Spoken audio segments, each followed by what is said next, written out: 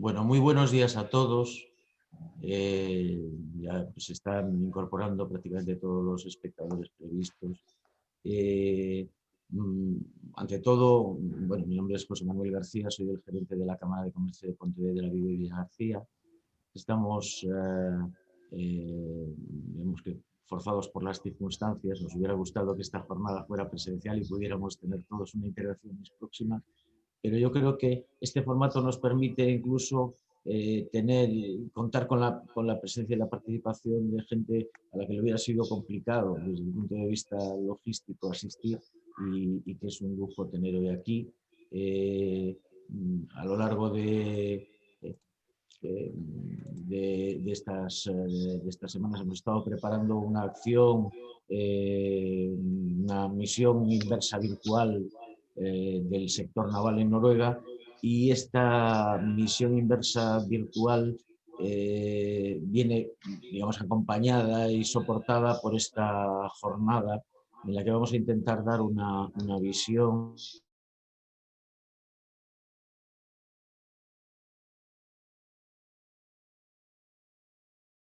que controlan tecnologías clave en el sector naval.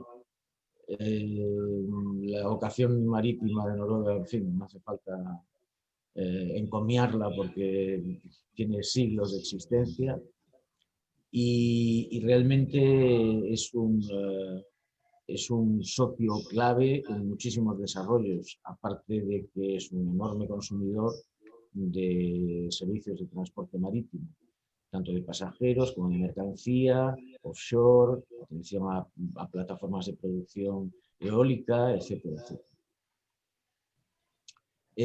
Para la jornada de hoy vamos a contar con un plantel que yo diría de lujo. Por un lado, Nicolás Soriano, asesor comercial de la Embajada de España en Noruega; María Sáenz Andrés, agregada económica jefe de la Embajada de España en Noruega; Carmen Sanz, la presidenta de la Cámara de Comercio Hispano-Noruega, y María García, que la acompaña como técnico de la Cámara, y Soledad Somoza, que nos dará el caso práctico de su empresa en concreto, y nos dará esa visión tan importante para los empresarios, que es la de alguien que hace negocios en Noruega y con Noruega, y nos va a contar cuál es su experiencia. Creo que no me he dejado a nadie. Bueno, contamos por supuesto como coordinadora de toda la jornada Nuria Sainz, a la que agradezco desde aquí los esfuerzos de organización y de cuadre de agendas. Por motivos sobrevenidos, Carmen Sanz tiene una conexión urgente que realizar un poquito más tarde, y vamos a alterar un poco el orden de presentación de los ponentes. Ella va a comenzar dando su visión sobre las relaciones hispano-noruegas en el sector naval, y a partir de ahí continuaremos con las ponencias tal y como estaban previstas. Y nada más, yo retiro, apago audio y vídeo, estaré pendiente de las herramientas de chat y de preguntas y respuestas para ir recogiendo el feedback de los asistentes y luego plantear un pequeño debate. Muchas gracias a todos y especialmente a los ponentes, y esperemos y vamos adelante con la jornada. Carmen, cuando quieras. Muchas gracias. Buenos días, muchas gracias a la Cámara de Pontevedra, Vigo y Villagarcía, y también a Navalia. Encantada de estar aquí como ponente, un honor como presidenta de la Cámara de Comercio Hispano-Noruega darle visibilidad a la Cámara y que sirva esta ponencia para inspiraros y para que os animéis a aquellos que no sois socios de nuestra Cámara a uniros a ella, porque es un foro donde hacemos networking, intercambiamos experiencias hispano-noruegas y yo creo que es el lugar idóneo para unirse y para compartir tanto experiencias como incertidumbres, sobre todo en estos momentos en los que es tan difícil comunicarse y hacer networking, que es a lo que estamos acostumbrados hasta ahora. Nos han sacado de nuestra zona de confort y ello nos ha situado en una posición en la que tenemos que buscar nuevos retos, nuevas formas de actuar. Es por eso que de lo que yo os voy a hablar hoy es un poquito distinto probablemente a lo que esperáis, ¿no? María me va a ayudar pasando la presentación. Vamos a ir en la primera filmina que tenemos. María, si me ayudas, por favor. Os voy a presentar lo que vamos a recorrer. A ver, un momentito. Parece que hay transiciones, que veáis cuál es el plan, el anterior, eso es, María. He pensado que hay que darle un enfoque diferente a lo que yo os puedo contar como presidenta de la Cámara de Comercio Hispano-Noruega, porque realmente el sector marítimo hispano-noruego, casi todos los que estéis aquí más o menos lo conocéis, porque hay personas súper competentes como la Oficina Comercial de España en Noruega, aquí representada por María, por la Grada Comercial, y por Nicolás, que conocen muy bien las relaciones hispano-noruegas y lo que hay en el mercado. Entonces, yo creo que esa parte la van a tratar ellos estupendamente. Entonces, yo le he dado una vuelta a algo que nos preocupa mucho en la Cámara y es cómo afrontar este tiempo ahora, ¿no? ¿Qué podemos encontrar? ¿Qué hay en el mercado? ¿A qué podemos dirigirnos? Voy a empezar haciendo una pequeña introducción de las relaciones hispano-noruegas en sí, para pasar a decir qué pide Noruega a este sector, al sector marítimo. Como punto 3, identificar oportunidades y mencionar unas conclusiones personales y muy subjetivas, por supuesto. Empezamos entonces con la introducción a las relaciones hispano-noruegas. Yo, como buena vasca y sestaoarra que soy, he querido traeros una foto no de mi pueblo, sino del puente colgante que está al lado de mi pueblo, el puente colgante de Portugalete, para deciros que las relaciones hispano-noruegas se remontan en el tiempo. He querido traer, como no, a la empresa Knutsen, que desde hace muchos años, desde que yo era pequeña y tengo 55 años, o sea que ya hace años, ya confió en los astilleros españoles, en este caso lo que se llamaba la naval. Tengo el honor de decir que mi padre trabajó prácticamente toda su vida profesional en la naval y que yo he ido a bastantes botaduras de Knutsen. Entonces, para mí es un gran honor estar hoy aquí y decir que, bueno, que las relaciones hispano-noruegas ya empezaron en aquella época, ¿no? Allí había confianza en el sector industrial español y en el sector industrial de la industria naval española.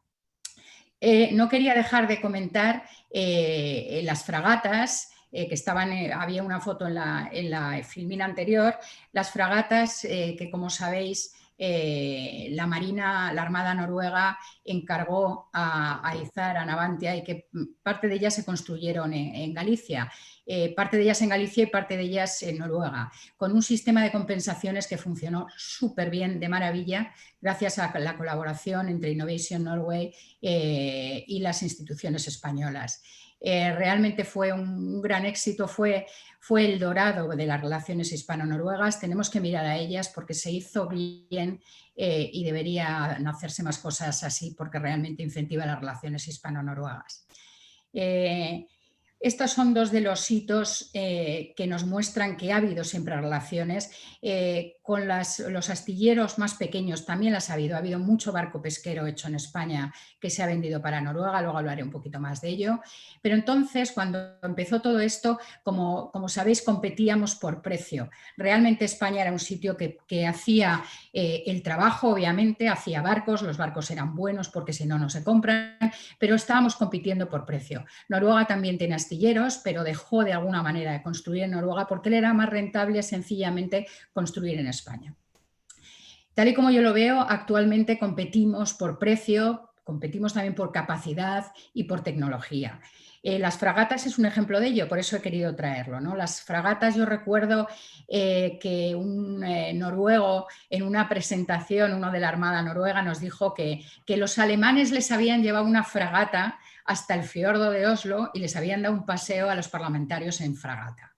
Entonces, con ello quiere decir que se compitió hasta con los famosos alemanes que siempre ha sido el gran coco para la industria española con respecto a tecnología, capacidad y demás, ¿no? Yo creo que la industria española no tiene que envidiarle nada a nadie, seguimos siendo competitivos ante Europa por precio, hay capacidad, los ingenieros, las ingenieras españoles están por toda Europa y por todo el mundo y hay tecnología, obviamente que la hay, ¿no? Pero ahora se nos plantea un reto más, y es que ¿por qué tenemos que competir en el futuro, ¿no? Y yo ya no lo llamaría el futuro, porque mi presentación va orientada a eso, a deciros que no se trata del futuro, el futuro está aquí, el futuro es mañana y el futuro yo me atrevería a decir que es hoy, ¿no? Ahora estamos compitiendo por precio, por capacidad, por tecnología y tenemos que competir en sostenibilidad. Y tenemos que asumir que tiene que ser así por una razón muy clara. Y esa razón es que estamos hablando de Noruega. Noruega, que es un país que es y quiere ser líder en cualquier tema de sostenibilidad, de energías sostenibles, de energías limpias y demás. María, si pasamos de... por eso os decía yo aquí qué pide Noruega a este sector, ¿no? Y ya me estoy metiendo en la parte en la que yo quiero entrar realmente. Noruega es pionera en soluciones sostenibles. Todos los que seguimos la prensa noruega con interés, lo que está haciendo las empresas, los gobiernos, vemos que hay una especie de obsesión por las tecnologías limpias, por producir de forma limpia. Esto no viene solo de motu propio de la empresa. Esto es algo que tiene que venir desde las instituciones y desde las instituciones se está promoviendo, desde el gobierno de Noruega, desde el Parlamento noruego, quieren que sus empresas sean limpias y quieren que el comercio que haga Noruega sea limpio. Por eso incluso los sistemas financieros están premiando con bonos verdes a toda empresa que acredite, si es que no le exigen para percibir esos fondos, que cumpla unos determinados requisitos de sostenibilidad. Respecto a Noruega y el cambio climático, pues bueno, muy avanzado en la Agenda 2030 con unos compromisos muy claros y por supuesto los compromisos, los famosos ODS, Objetivos de Desarrollo Sostenible, que es la ruedita esa de colores que vemos todos de la ONU. Esto es lo que en Noruega lo tiene muy presente en el día a día. No es solamente que les veamos a muchos de los empresarios y empresarias noruegas, de las personas de las instituciones noruegas con el redondelito, también se ve en España, obviamente, pero Noruega es como muy característico, ¿no? Está muy metido en el día a día empresarial. Noruega tiene previsto una reducción de emisiones de hasta un 30% en el 2030, neutralidad carbónica y eliminación total en el 2050 y transformación a modelo de movilidad eléctrica. Aquí nos vamos centrando, como veis, en el tema marítimo, ¿no? Porque al final buena parte de lo que trata el sector marítimo es de transporte y tenemos que pensar que si Noruega es un posible cliente, este cliente está apuntando hacia la movilidad eléctrica. Luego, nosotros no podemos estar detrás del cliente, o sea, sí podemos escuchar qué quiere el cliente, pero obviamente debemos estar un paso más adelante o por lo menos tener claro que el cliente nos va a pedir esa transformación a la movilidad eléctrica. En la siguiente filmina, María, por favor. Para saber qué pide Noruega en este sector, se me ha ocurrido que os podía dar una herramienta que tiene Innovation Norway, que es un poco como la oficina comercial de España en Noruega, pero bueno, es un poco, acoge un poco más de actividades, sectores y demás, ¿no? Ellos están trabajando con una herramienta a la que le dieron mucho bombo y platillo hace año y medio, algo así, que se llama The Explorer. Os he puesto ahí la página web de explorer.no y es una plataforma, es una especie de mercado donde las empresas con soluciones ecológicas, limpias y demás, las exponen allí, ¿no? Entonces yo creo que es un sitio bueno para presentar ideas, para ver en qué nos estamos moviendo. Si vais a la parte de abajo de mi filmina, no sé cómo lo voy a llamarlo, de la pantalla, veréis que os he puesto en concreto, que pone /solutions/sectors 11. Bueno, ese es el que habla de temas marítimos. Y ahí veréis, pues eso, barcos con formas muy extrañas, con propulsiones muy extrañas para una persona que no sea técnica como yo, que soy abogada. Pero bueno, ahí veréis un poco qué es lo más innovador en Noruega en este momento. Para participar en el Explorer, y esto es para poneros un ejemplo de lo que yo veo que se está pidiendo en Noruega, pues se exige que haya buenas prácticas comerciales, que la solución tiene que cumplir uno o más objetivos de los de Naciones Unidas de Sostenibilidad, de los ODS, y que la solución contribuya a la transición ecológica. Esto es lo que se está pidiendo. Entonces yo os invito a que visitéis el The Explorer y veáis un poco qué está haciendo Noruega, ¿no? Que yo la admiro mucho porque veo que va un paso más allá, incluso en cuestiones que nos parecen que son que están en el mundo de las ideas, realmente las hacen bajar al mundo real. Pasamos adelante, María, si te parece. Es que María me está ayudando porque no he conseguido compartiros pantalla. Número 3, identificación de oportunidades. En este sector, ¿qué oportunidades tenemos o qué podemos buscar y encontrar? Hoy en día que estamos todo el día delante del ordenador porque no nos dejan viajar, no podemos viajar para visitar a un cliente, además tenemos que reinventarnos de alguna manera. Pero ¿dónde nos reinventamos? ¿Dónde hay oportunidades para nosotros? Bueno, pues yo he apuntado varias que se me han ocurrido, puede haber otras, pero estas son las que se me han ocurrido a mí. Sector marítimo tradicional. Yo creo que ahí nada os tengo que indicar y como decía, seguramente Nicolás os hablará un poco más de ello, María. El sector marítimo, la única dificultad que tiene ahora y que me decía algún cliente que tengo es cómo voy yo a... y Manolo García, perdón, que es el vicepresidente de la Cámara y que estará escuchando seguramente de TUN Eureka, me decía... ¿Cómo voy yo a vender ahora a Noruega? No puedo ir, o sea, las relaciones humanas se pierden y realmente pues una reunión como hacemos ahora online, es buena, pero no transmite lo mismo. No pueden visitar tu fábrica, no puedes visitar tú la de ellos.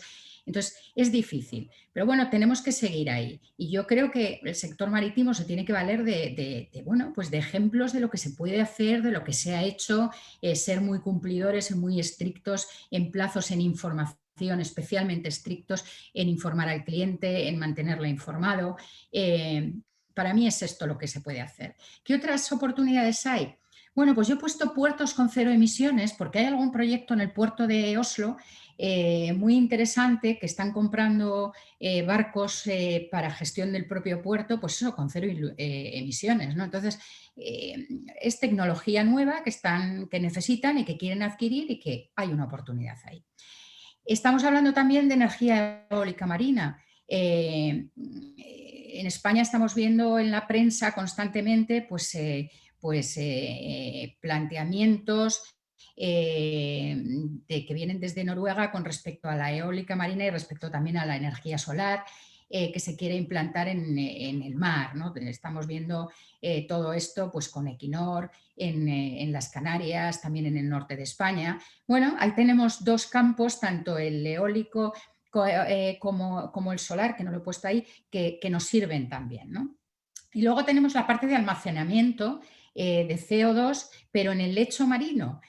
¿Por qué lo he apuntado? Pues porque yo el proyecto que leí sobre almacenamiento de CO2 en lecho marino obviamente requiere de transporte de CO2, luego requerirá de un tipo de barco, de buque, de forma de transporte especial que ¿quién puede saber de todo esto? Todo lo que tenga que ver con el mar está relacionado con el sector marítimo y yo lo veo así. El sector marítimo no trata solamente de hacer barcos para trasladarse o para pescar o para transportar grano, mercancía, rolons, lo que sea. ¿No? El sector marítimo es mucho más. La tecnología que hoy en día se utiliza en barcos, en buques y demás, se puede y se debe utilizar en otros tipos de instalaciones que requieren de la misma tecnología o de idéntico conocimiento. Entonces vamos a ver algunos ejemplos ahora de quién ha identificado esas oportunidades o que veáis que ya se está haciendo esto y ya lo están haciendo empresas españolas.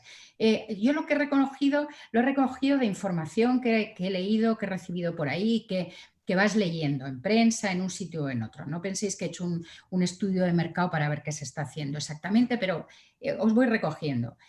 Por ejemplo, Zamacona, que como sabéis está en el País Vasco y también está en Canarias, establecida junto con una empresa noruega haciendo reparaciones de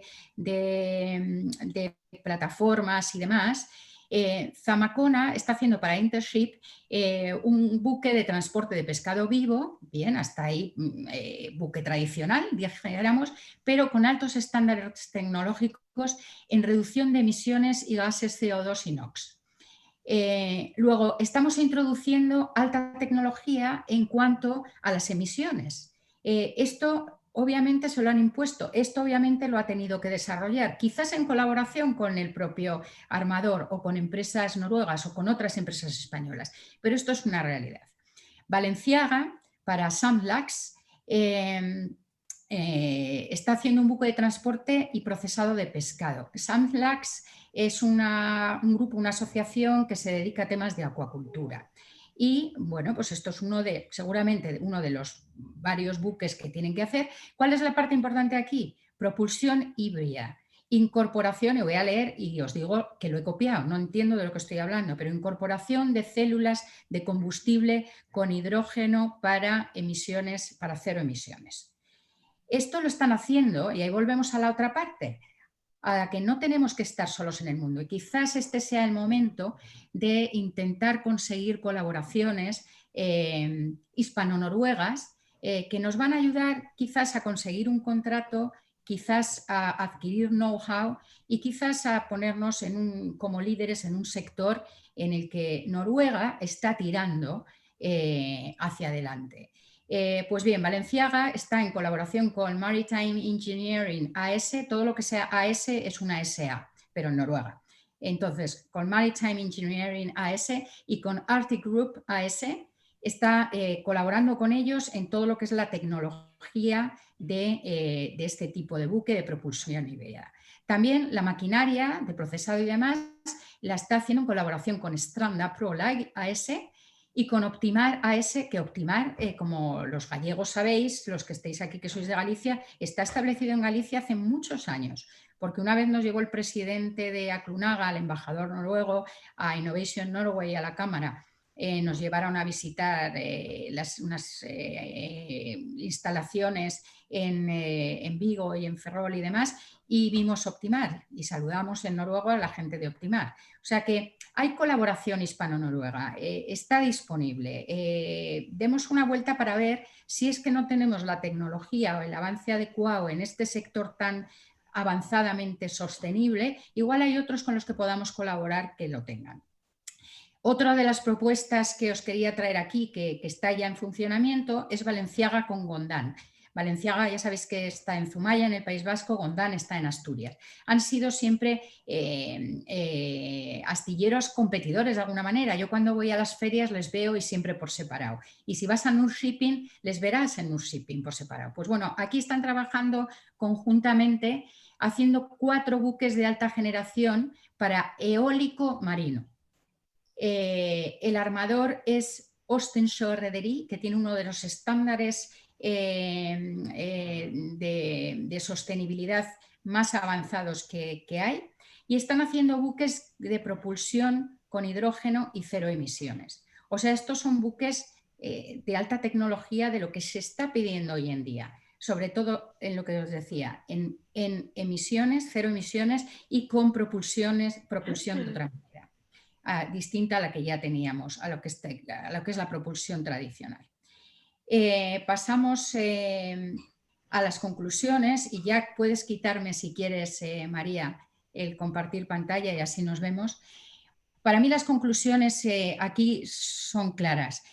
Tenemos que ver qué está pidiendo el mercado allí donde vayamos a vender. En este caso tenemos que ver qué está pidiendo Noruega. Noruega está haciendo una apuesta clara por ser líder en sostenibilidad y por imponer a quien comercialice con Noruega sus criterios de sostenibilidad. Ellos tienen claro que si el cliente tiene la razón y si el cliente quiere unos estándares determinados los va a encontrar, porque la industria ha de adaptarse a esos estándares que impone el cliente. En este caso, abramos los ojos y vemos que Noruega está imponiendo estándares de 0 emisiones, estándares de altísima tecnología.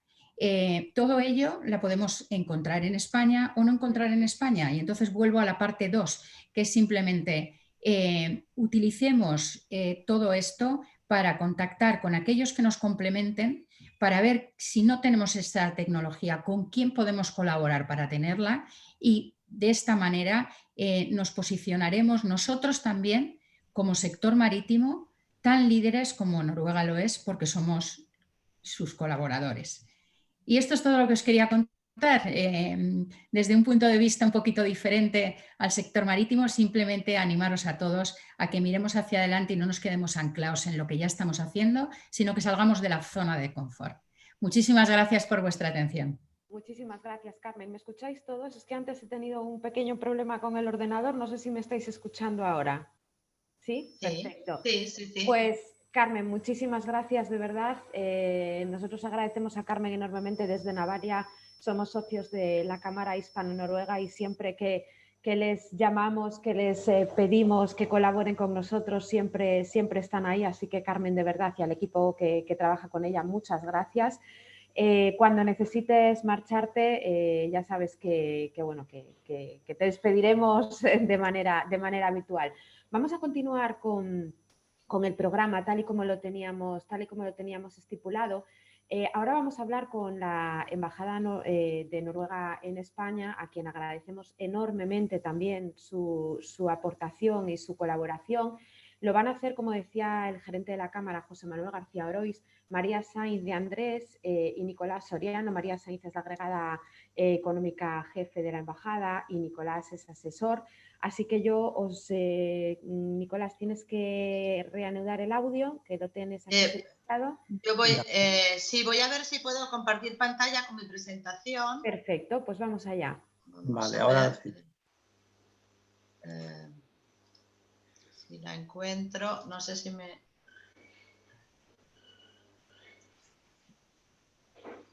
A ver si... lo que no sé si no la puedo compartir. A ver. Compartir. No sé si veis la presentación. Por el momento no la vemos, María. Os la he enviado, no sé si la tienes ahí. Yo ahora mismo aquí delante no la tengo. Yo se la envié, pero no recuerdo quién se la envió esta mañana. A ver, no sé por qué. Un momentito. No sé si la puedes compartir tú, Nicolás. A ver, voy a intentar yo otra vez.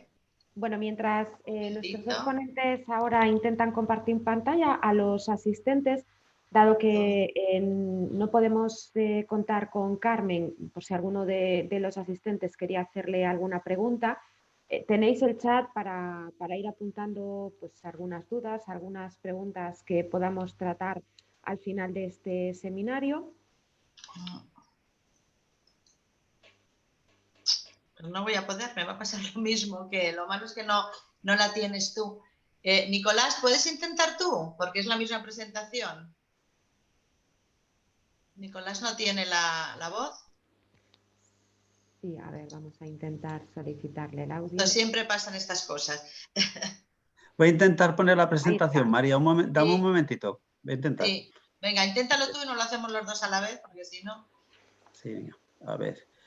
Está abajo compartir pantalla, pero no me la coge. Vamos a ver.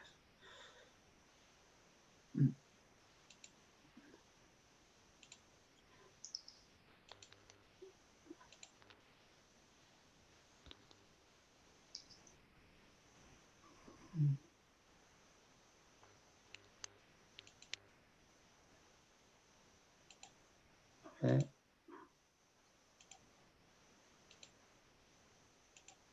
ver. No sé si lo veis ahora. Estoy intentando compartir. Sí, mira, ahora sí se ve. Ahora sí lo vemos. Voy a ponerlo en modo. Y vamos a hablar del sector naval en Noruega. Doy la palabra a María Sainz. Vale, lo que me vas a tener que hacer tú, bien. Nicolás, es pasarme tú las diapositivas porque las has colgado tú. Vale, voy a ver si, disculpa un momento, Vale. a ver si puedo empezar. Bueno, gracias y buenos días a todos. Sí, yo soy Nicolás Soriano y bueno, os dejo la palabra a María Sanz, que ya ha sido presentada y vamos a un resumen de, ya se ha hablado un poquito con Carmen Sanz, pero bueno, está bien repetir un poquito. Sí, bueno, buenos días a todos de nuevo. Muchas gracias por invitarnos a participar, a Navalia y a la Cámara. Y estamos muy contentos de estar aquí con vosotros hoy para hablar de este sector, que es uno de los más importantes de la economía noruega y que desde luego nosotros lo vemos como estratégico para nuestras relaciones económicas y comerciales. Voy a hablar, me temo que algunas de las cosas ya las ha dicho Carmen, nos vamos a solapar un poco, pero es casi inevitable porque el fondo de su presentación, que es que este es un sector muy centrado en medio ambiente, alta tecnología, etcétera, es verdad, nosotros también lo vemos así y creo que tiene muchas oportunidades para las empresas que sepan hacer importantes colaboraciones. En este país y yo creo que en todos en general, el ir de la mano de las empresas locales siempre ayuda. Entonces, por eso yo creo que es muy importante y que son compatibles lo que hacen nuestras empresas con lo que hacen y ofrecen las empresas noruegas. Así que podría ser muy, muy interesante seguir por ese camino. Entonces, bueno, os voy a explicar primero un poquito cómo están nuestras relaciones comerciales y de inversión con Noruega en general, pero rápidamente, y después un poco cómo es el sector noruego, hablar un poco de la flota noruega, las perspectivas de futuro y en qué se centran los planes estratégicos de las empresas del sector en Noruega. Y después le daré la palabra a Nicolás para que, aunque Carmen ya nombró algunos de los proyectos más importantes, hable un poco más de lo que han hecho aquí las empresas españolas. Sí, siguiente, Nicolás. Bueno, aquí os doy un poco Noruega. Realmente yo siempre digo que tenemos abandonados a los países nórdicos en general y solo Noruega, porque son países que son grandes clientes de las empresas españolas y a los que le dedicamos poca atención institucional.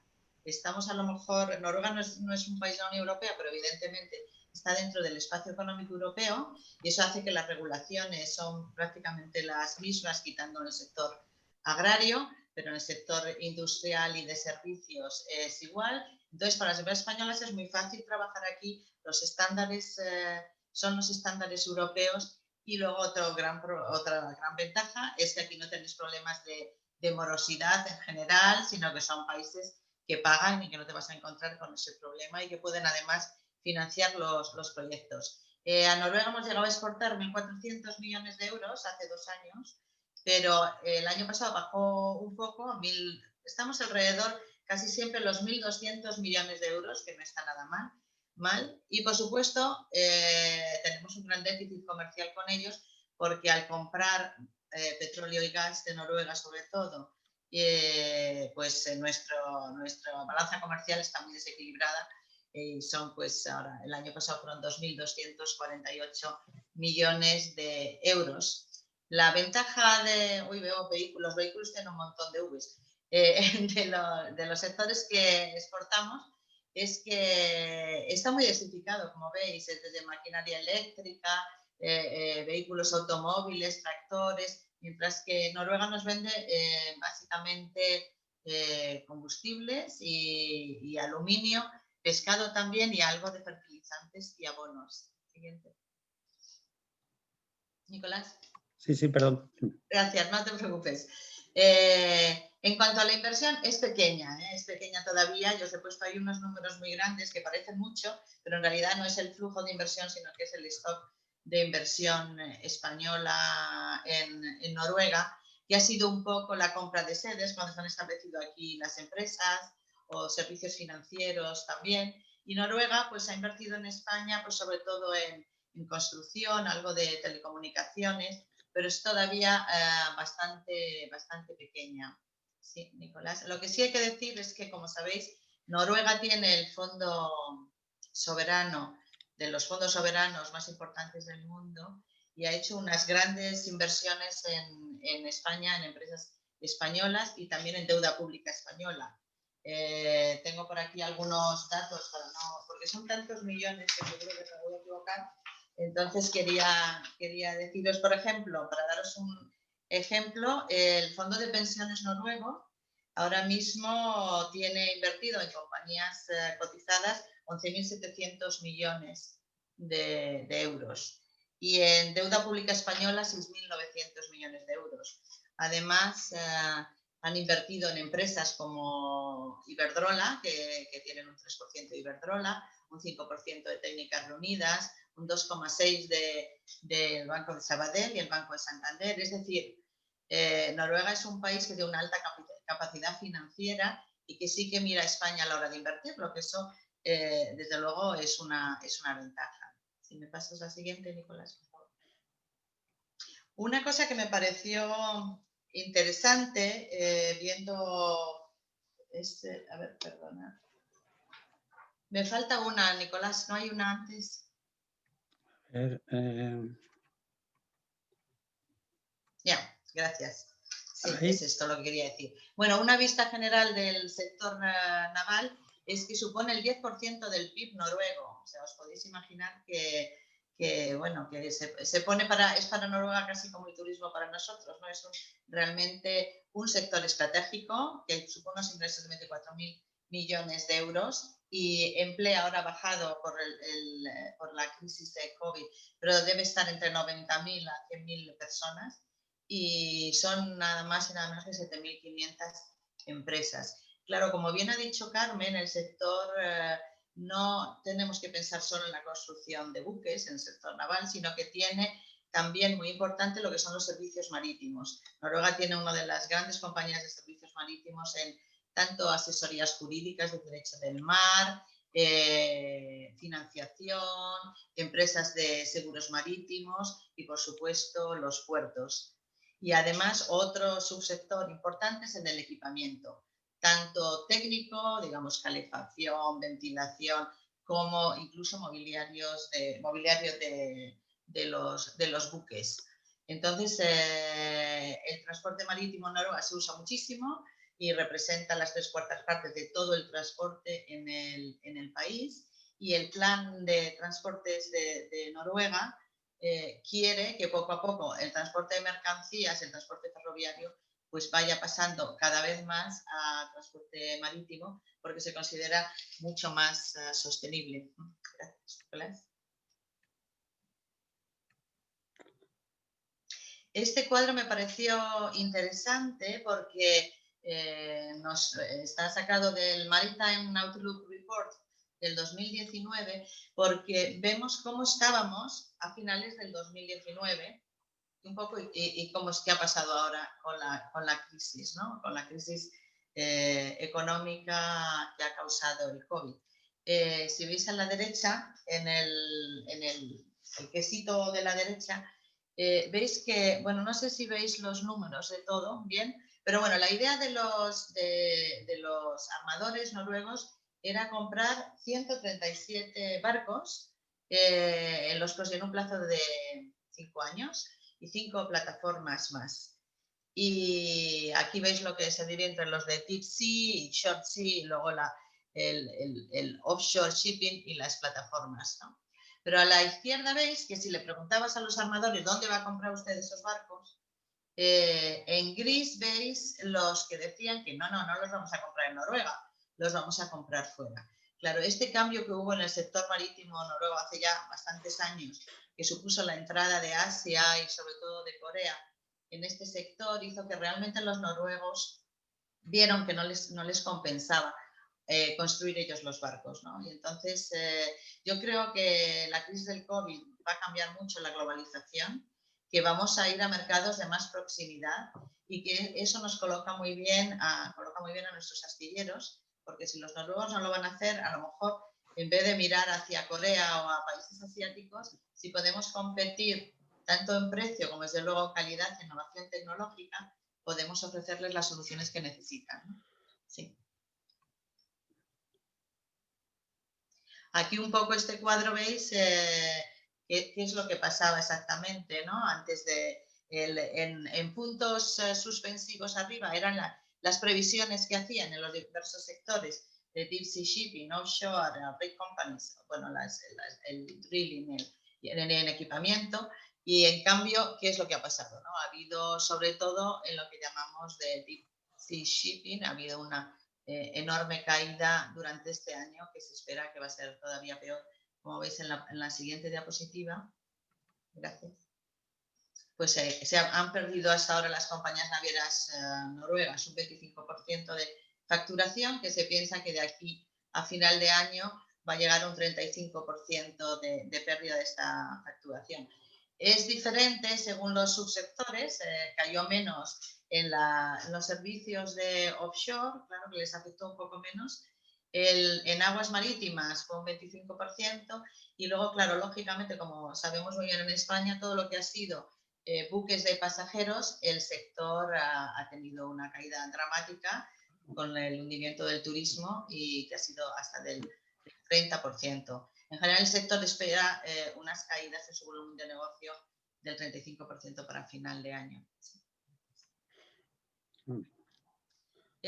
Bueno, la flota noruega, no sé si me parece que ya se lo comentó Carmen, pero es la quinta más grande del mundo.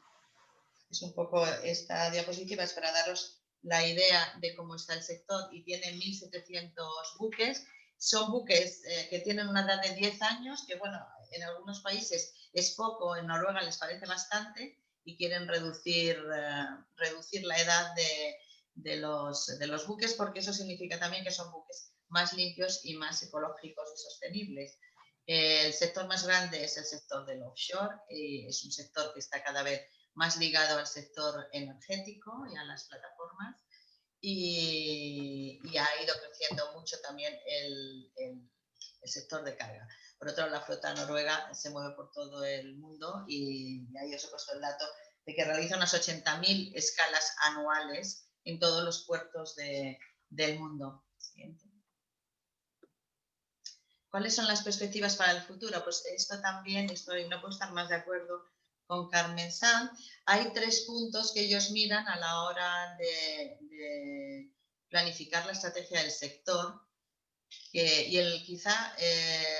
bueno, son igualmente importantes, pero sostenibilidad y clima es Noruega. Vamos, Noruega es realmente, el tema de la sostenibilidad les preocupa, los océanos están cada vez tienen más polución, los fondos marinos están afectando a las especies marinas, los fondos marinos también cada vez tienen más problemas. Por eso ellos consideran muy importante la pureza, la limpieza de los fiordos, eso por supuesto es lo primero y es un must, pero en general el hacer barcos capaces de recopilar datos y analizar cómo están las aguas de los mares y los océanos. Entonces, esta es una de las prioridades del gobierno noruego en este sector. Por otro lado, ¿cómo se hace esto? Pues con la inteligencia artificial. Cada vez más se pretende que los barcos tengan nuevas soluciones digitales para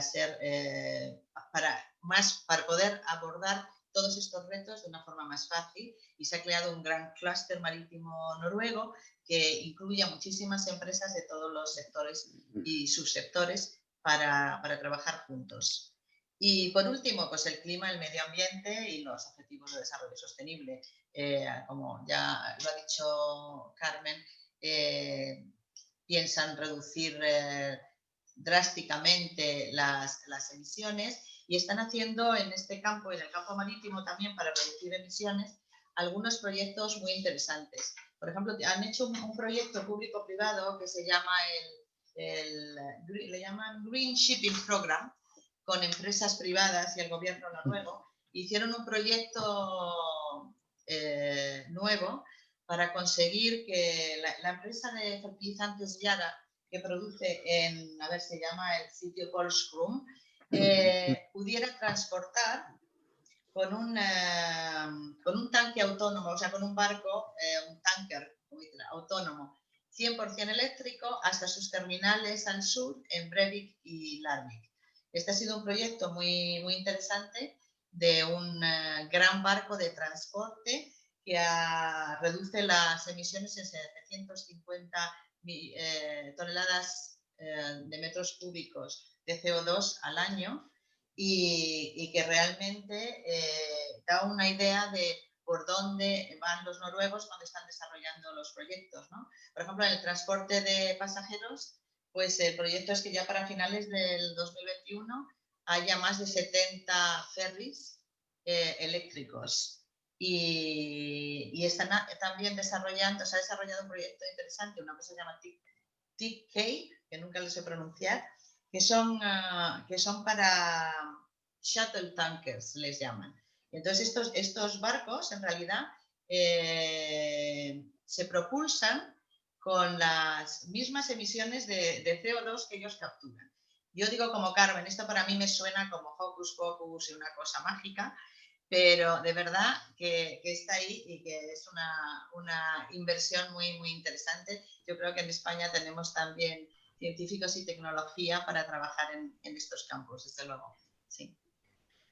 Entonces aquí, en un pequeño resumen, cuadro, os pongo dónde vemos nosotros que hay áreas de posibilidades comerciales y de oportunidades. Y son muchas y muy variadas. Desde las primeras a la izquierda, que veis que es simplemente los sistemas para almacenar y abastecimiento del gas natural licuado y de transporte de barco a barco, hasta los equipos para explorar, como yo os decía, que les importa mucho la exploración de los recursos de todo el espacio del océano, tanto la calidad de las aguas, pero también los recursos que existen en el mar, también la energía y el sector marítimo, yo os decía, desde mi punto de vista va de la mano, porque están cada vez más trabajando juntos.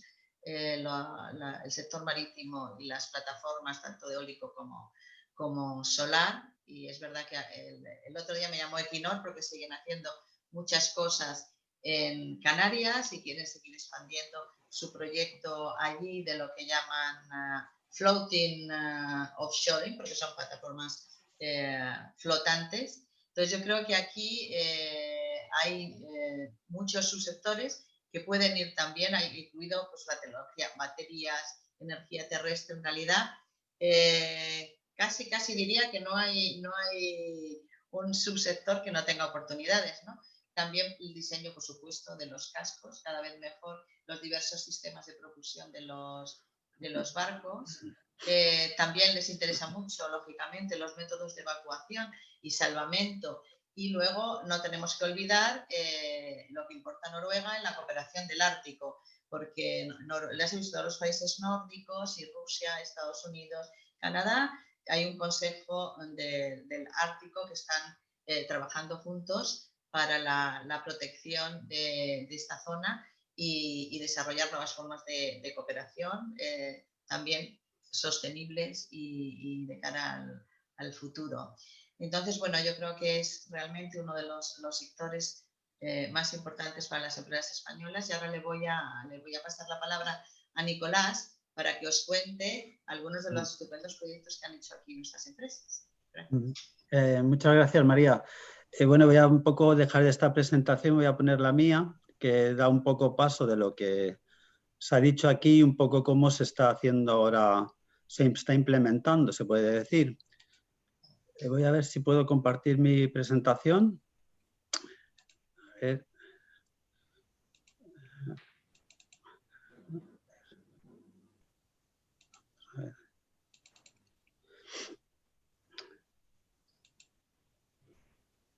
A ver si me deja en modo. Muy bien, pues ahora vamos a ver un poco lo mismo que estábamos hablando, pero vamos a centrarnos un poquito más en si damos tiempo atrás, hace un año, lo que vi al Instituto de Investigación SINTEF, que habría una actividad, un incremento de actividad en el sector marítimo, como ya hemos dicho hablar aquí en Noruega. Se ha mencionado esto de las nuevas tecnologías, pero si vemos aquí, lo que tiene en mente el gobierno noruego es que haya más cooperación en todo el sector naval, o sea, lo que es pesca, offshore y transporte, y que todo sea ecológico. Entonces, lo que prevé de aquí a 2050 SINTEF es que haya, por ejemplo, un incremento en la actividad pesquera en alta mar. Esto lo que quiere también el gobierno es salvar los astilleros noruegos que quedan, pero esto no deja que dé oportunidades para otras empresas extranjeras. Porque, claro, el aumento de actividad en alta mar lo que va a proporcionar es que haya buques con nueva tecnología, ¿no?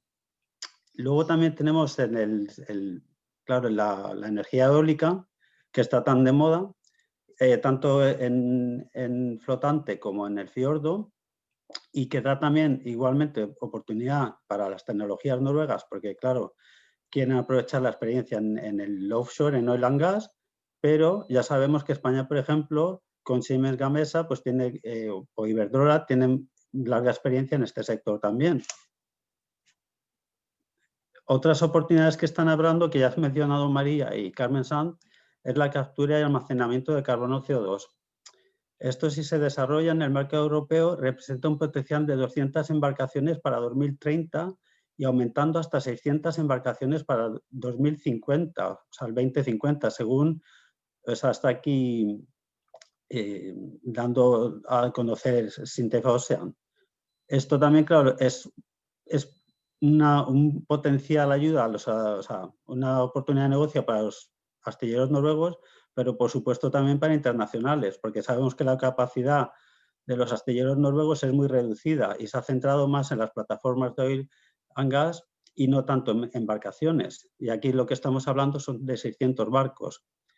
Otro punto que era muy interesante que decía SINTEF es la extracción de minerales en el mar. Y esto es un sector bastante nuevo que se ha aprobado, por ejemplo, por el astillero Kleven, se probó en Namibia en 2016 y se prevé que tenga un alto crecimiento entre el 2025 y el 2027. Esto va a ser a nivel internacional. Y aquí ya se está probando tecnología noruega y puede ser también una oportunidad igualmente para otros astilleros. Y ya por último, lo que quieren, como hablando de todo de renovar también los puertos y los proyectos, y habrá plataformas, dado la baja o la descontinuidad que hay en el oil and gas, pues va a haber muchos proyectos que se tengan que terminar o clausurar. Y esto puede ser unos costes que se estiman en 50.000 millones de coronas. Y aquí va a haber actividades para el desguace y reciclaje de materiales en tierra. O sea que aquí puede ser para la industria marítima, como por ejemplo transporte, o para el terrestre. Esto también puede ser una oportunidad de negocio. Entonces, como vamos a repetir un poco ya lo que habían dicho María Sanz y Carmen, que bueno, debido a lo del COVID-19, lo que prevén para este año, a corto plazo, por ejemplo, para los astilleros noruegos, es que se van a ver, y las empresas de servicios, por no hablar también de pasajeros, por ejemplo, se ven afectadas económicamente pues, debido a la baja inversión que hay en el sector en 2020 y la baja actividad que hay en oil and gas. Pero esto no quita que a largo plazo, por ejemplo, en el 2050, se espera que el sector genere una facturación de 900 billones de coronas noruegas y que incremente a ocupar 140.000 puestos de trabajo. Estos son datos que ha anunciado el gobierno noruego. Es decir, que no han dejado ni mucho menos de pensar en el sector marítimo, al contrario, lo quieren salvar y potenciar. Y potenciar a nivel internacional también. O sea, Noruega opera, casi todos sus buques están operando bajo bandera internacional, como ya sabéis. Y bueno, los noruegos son muy prácticos y ellos enseguida que ya pasando de la presentación de SINTEF, estamos ahora hablando del gobierno, ya a partir de mayo ya empezaron un tipo de ayudas. Las ayudas van tanto por un lado para salvar la industria noruega, los astilleros que hay aquí, y bueno, los noruegos lo que tienen en la práctica es de dar las ayudas poco a poco, es decir, no dan unos bloques completos, sino que van ayudando lo que llaman aquí que están marcados, ¿no? Entonces, en principio han dado 68 millones, por ejemplo, para actualizar la flota costera de la Armada Noruega, las embarcaciones tipo John, que las van a modernizar, y lo que estamos hablando, el modernizar significa reducir los gases CO2, es decir, que sean motores híbridos o motores eléctricos. Y luego también van a dar préstamos entre las ayudas destinados a conseguir una flota ecológica y limpia. Igualmente, lo que quieren es eso, reducir al máximo el CO2. Otro paquete de ayudas que presentó la ministra de Pesca, Iselin Nivo, es que la han llamado NOx, porque es también reducir los gases de dióxido de carbono, es aquellos barcos que operen entre Noruega y Europa y en la costa noruega. Esto es interesante porque estas ayudas van destinadas a los armadores, es decir, esto ya no es a los astilleros, los armadores, y estos armadores pueden comprar los buques pues, a nivel internacional. Para que puedan conseguir la ayuda, lo que tienen que hacer es que el nuevo buque que vaya a construir sea de emisiones cero o que tengan emisiones, o sea, sistemas híbridos que ya mencionó Carmen. Para el desguace se dan incentivos por cada empresa hasta 8 millones de coronas. Luego serán especialmente destinados a los que tengan bandera de carga y que, bueno, lo que ya he mencionado, operen entre Noruega y países europeos. También se puede dar ayudas a los pesqueros, a la flota pesquera, y se da un máximo de ayuda de hasta 5 millones de euros por entidad. Pero esto va además acompañado de préstamos de bajo interés que se dan a las empresas de hasta 300 millones de coronas. Entonces, bueno, según las perspectivas de, por ejemplo, de los armadores noruegos que operan en las costas, en una nota de prensa, el señor Arne Borge, de la compañía de innovación, dijo que, bueno, que ya se está organizando la mayor parte de los buques en el transporte marítimo de corta distancia y que están hablando de renovar la flota.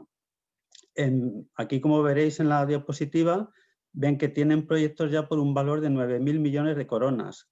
Y esto, bueno, aproximadamente él mencionaba de hablar entre sus socios, que la mayoría son armadores de pequeño tamaño que operan por la costa noruega, que ya hay más de 35 proyectos que quieren llevar a cabo. Bueno, ya un poco resumiendo, ya vamos a ver un poco, ya para decir que no solamente que España ya ha estado muy presente en Noruega, sino que sigue siéndolo. Esto es una perspectiva que ya ha mencionado también María y Carmen. Por ejemplo, también dragados offshore, que nos ha hablado mucho. Sí que estuve haciendo los jackets para las plataformas de petróleo en Noruega, que se fabricaban en España y se trajeron hasta Noruega.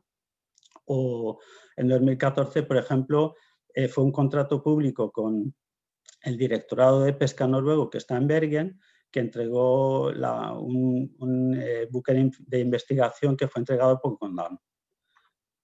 Y, por supuesto, las fragatas, que ya fueron 5 fragatas entregadas al gobierno noruego, a la Armada noruega. Estos son algunos ejemplos de contratos para oil and gas que por empresas españolas.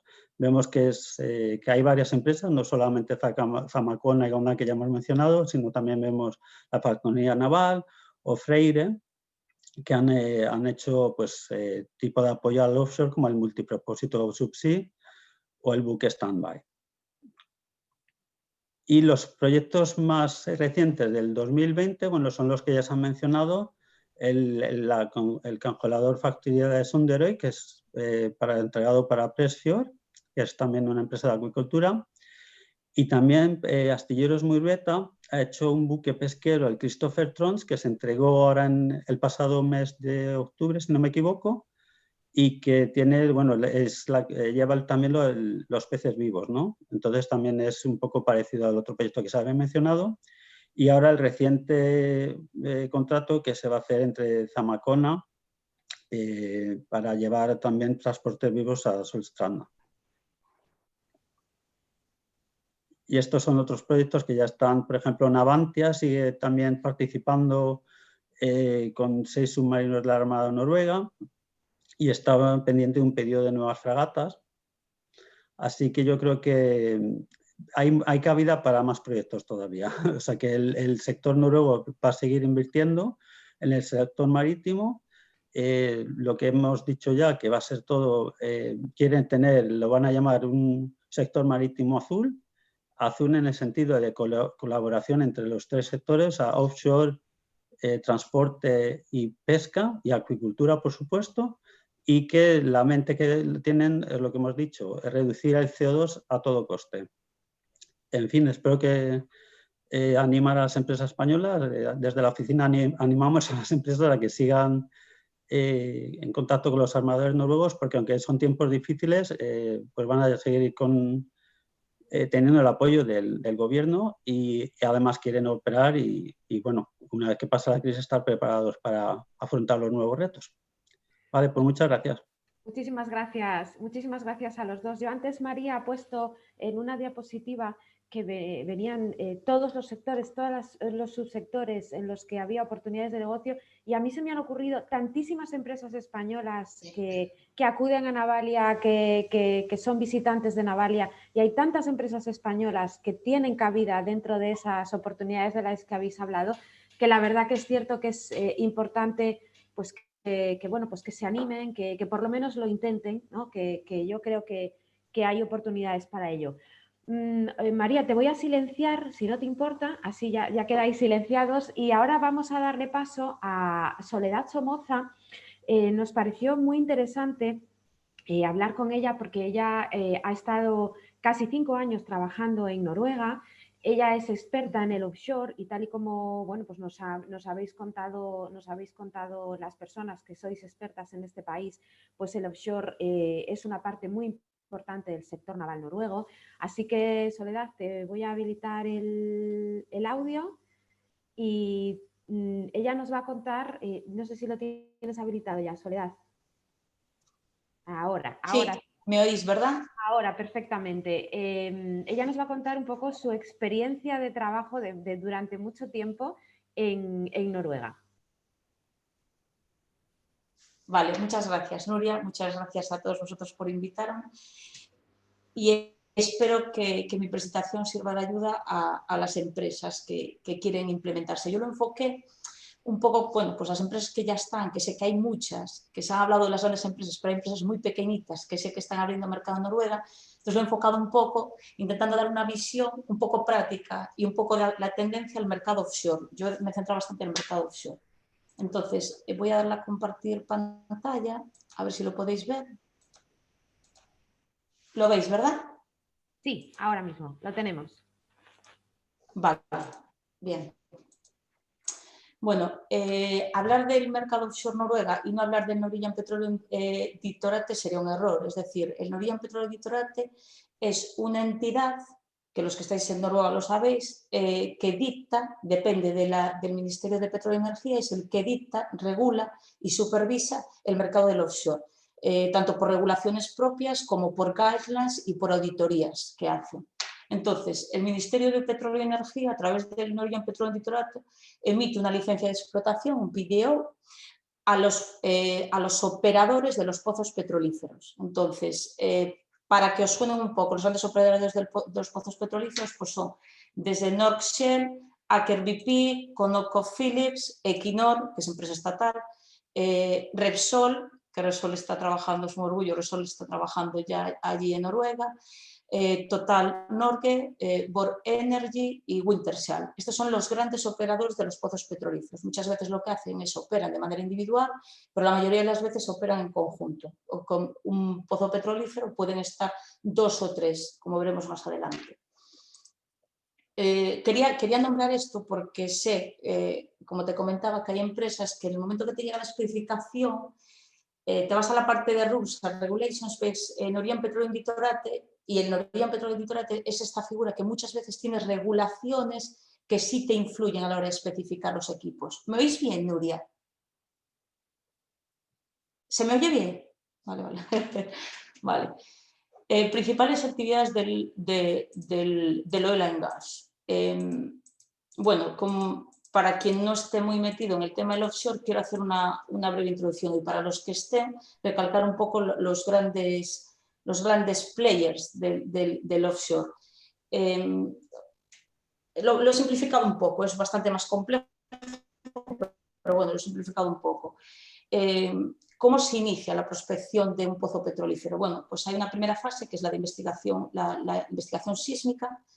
que lo que hacen es un poco mapear el fondo marino para ver si es posible o no y cuál es la calidad de los pozos petrolíferos. Esta parte sí que he podido ver y he hablado, por ejemplo, Polarcus, PGS han reducido bastante su flota. Son de las empresas que ahora mismo sí están siendo más afectadas. PGS, actualmente creo que leí que el 70%, los datos de su página, 70% de la flota está en activo, pero se ha reducido bastante con respecto al año pasado. Digamos que es la fase más penalizada en este momento. La siguiente fase es la exploración, la perforación, drilling y exploración. En la fase de exploración tenemos dos tipos de tipologías de estructuras. Unas son las multi-hull, las column semi-submersibles, que se llama, y las ship shape, se llaman, las monohull, que son estas. Las multi-hull, los grandes ingenierías y constructoras son Aker, que todos conocemos, Aker H4, Aker H6, etcétera. Moss Maritime, estoy hablando de fabricantes noruegos, yo me centro en fabricantes noruegos.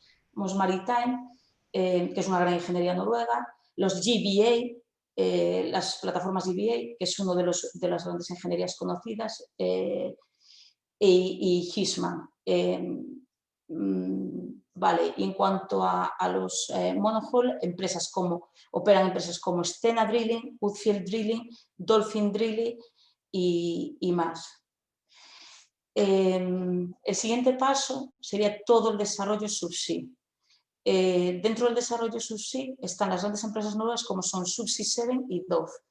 ¿Qué pasa? El desarrollo subsea, yo a día de hoy sí que no conozco ninguna empresa española que esté introducida en el mercado subsea porque es altamente tecnológico, los estándares de la innovación son muy altos, hay muy poquitas empresas, sobre todo americanas, involucradas en esta fase. Luego está la fase de producción, que esa quizás sea la más conocida, FPSO. He puesto el FPSO de Sevan, que he tenido la suerte de trabajar yo en este proyecto. La empresa Sevan es una empresa de una familia de arquitectos. El desarrollo ha sido por un arquitecto, no un arquitecto naval, un arquitecto, y ha sido altamente innovador.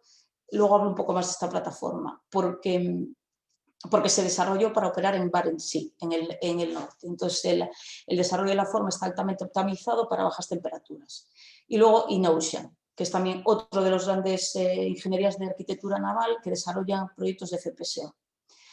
Luego, la parte de Offshore Service, que creo que es la más conocida en España, donde más contratos se han realizado, que son los supplies, los denominados supplies offshore, pero bueno, que a efectos de certificadora entra ya dentro del sector maritime, no de offshore, pero bueno, es lo más conocido, creo, en España. Y luego la fase de transporte y de commissioning, un poco haciendo referencia a lo que decía Nicolás Soriano, el otro día leía que hay como 31 drill ships y plataformas semisumergibles que tienen que desmantelarse, pero ya en breve se tienen que desmantelar. Y me comentaban que, por ejemplo, en el decommissioning es un sector que viene, me comentaba ayer un amigo mío y me decía que es un sector donde a través de certificaciones, porque tienes que estar altamente certificado, hay una gran demanda ahora mismo. Esto es un poco, bueno, quise describir un poco como los grandes actores dentro de las fases de los pozos petrolíferos, las grandes fases y los grandes nombres que figuran en Noruega. Seguramente me faltan muchos, pero yo he puesto los más conocidos. Vale, el Norwegian Continental Shelf, ¿cómo está distribuido? Bueno, pues está distribuido el North Sea, que es limítrofe con el sector británico y el sector noruego.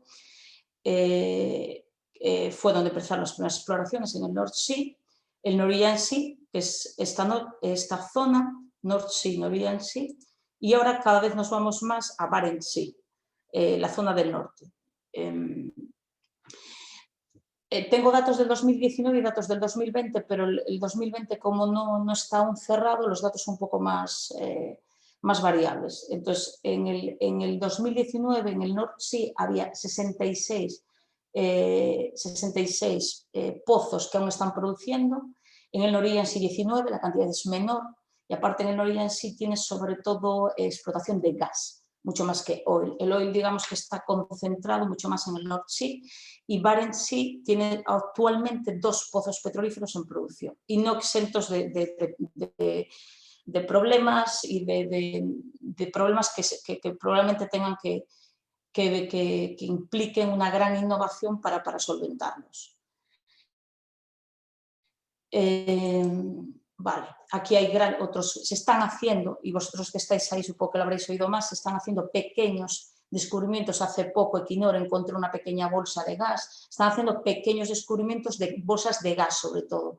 Y lo digo porque yo soy optimista, o sea, trabajo en el offshore, he trabajado en el offshore y creo que aún hay offshore para rato. Sí que es cierto que ahora mismo la coyuntura actual ha bajado un poco la producción, pero sí que creo que el mercado es prometedor y aún hay oportunidades de negocio para las empresas españolas. No es un mercado fácil, los que trabajamos en el mercado offshore sabemos que no es fácil. No es fácil a veces demostrar, siendo una empresa española, que estás cualificado para ese mercado, no lo es fácil, pero yo soy optimista. Bueno, me centro un poquito. He puesto, hay muchos más, he puesto los más conocidos. Dentro del North Sea tenemos el famoso Troll, que es un orgullo para el mercado noruego. No, yo tengo que decir y reconocer que aún ayer, hablando un poco de esto con un amigo mío que trabaja aquí, los noruegos están muy orgullosos, y lo puedo entender, de cómo han gestionado el fondo del petróleo y el petróleo. Es decir, hay que tener en cuenta que es una zona que no es como el Golfo de México, estamos hablando de grandes profundidades, de condiciones climatológicas adversas, y eso supone un conocimiento y un desarrollo tecnológico e ingeniería brutal. Y tengo la suerte de haber estado y haberlo vivido de parte del DNV, y toda suerte de haber visto proyectos altamente innovadores y cómo requieren de un conocimiento continuo y de un estudio continuo. Y eso es algo que, siendo un país tan pequeño, yo creo que es merecedor de todo, tiene un mérito brutal. Entonces, Troll, por ejemplo, es la estructura más grande que se ha movido. Son 430 metros de altura y creo que utilizaron 10 barcos para desplazarla y ponerla in situ. Fíjate que Troll creo que comenzó en el año, no tengo aquí los datos, pero comenzó en el año 1980 o algo así, igual me estoy confundiendo, pero tiene una esperanza de vida hasta el 2060 aún. Es decir, tengo aquí una filmina que podéis ver más adelante, a ver si la tengo aquí, y creo que aún tiene Troll, sí, aquí Troll aún tiene reservas bastantes, es decir, debe estar en el nivel de maduración medio. Hasta el 2060 tiene. Es de gas, es un pozo petrolífero de gas. Y creo que hace poco Equinor Aker consiguió un contrato bastante grande para una actualización en la topside. Luego está la gran promesa noruega, que es Johan Sverdrup, que Johan Sverdrup en el 2010 empezó a operarse, empezó la producción en el 2019, pues sabéis que hay una fase de estudio preliminar, etcétera, hasta que se inicia la producción, y supone un cuarto de la producción de oil del mercado noruego. Y luego está Ecofix, que Ecofix fue una de las primeras pozos petrolíferos del mercado noruego, el North Sea. Está operado conjunto con ConocoPhillips, ahí se produce una gran transferencia de conocimiento, por supuesto, en ConocoPhillips. Y bueno, es de destacar el accidente del Alexander Kielland, que supongo que todos estáis metidos en esto, sabéis que es bastante conocido, porque colapsó y hubo como 120 muertos. Y entonces, para empresas de ingeniería y certificados como el DNV, esto supuso un aprendizaje brutal, sobre todo en lo que es el tema de fatiga. Son unos grandes expertos en el tema de fatiga en el mercado noruego. Luego está el Norwegian Sea, que el Norwegian Sea, los pozos petrolíferos son menos que en el North Sea, son sobre todo de gas, y destaqué, aunque hay muchos que ahora mismo lo están produciendo,